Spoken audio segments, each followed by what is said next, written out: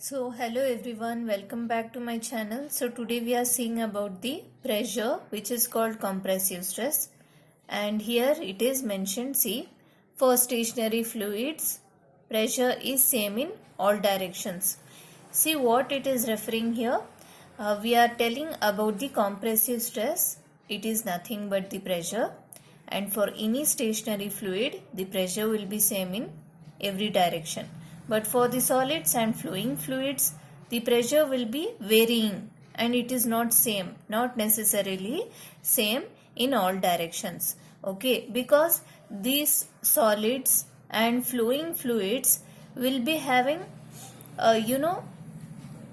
some kind of density. When the density increases, the pressure force or see this compressive stress will decrease and it will not be same in each and every point. Okay, this is the main reason. So coming here, so first one will be gauge pressure. So it is measured using pressure measuring device. So it is a simple thing. Gauge pressure means we are using some pressure measuring device to measure this gauge pressure. And also here atmospheric pressure will be taken as a reference, which will be marked as 0 on the pressure measuring device scale. Okay. See here, generally the value of gauge pressure is more than atmospheric pressure. So what happens? We are taking the atmospheric pressure as the reference.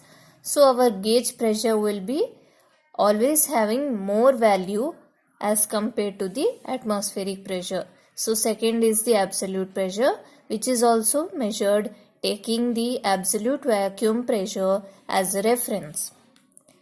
So here we have a formula here, and see what about this absolute vacuum pressure. So just a brief thing I have mentioned, just understand this. See, when the pressure exerted is less than the local atmospheric pressure, it is called vacuum pressure or negative gauge pressure. See, these two terms are same, and you have to just understand that what does absolute vacuum pressure mean, and it is taken as a reference to find the absolute pressure. So the formula is like absolute pressure will be equal to gauge pressure plus the atmospheric pressure. As I told you, gauge pressure will have more value than atmospheric pressure. So when we add both of them, it will give you the absolute pressure. What do you mean by absolute? The complete, the whole pressure. Whatever is applied, that stress, compressive stress, will be given for any fluids. Okay, I hope you have understood this. Thank you.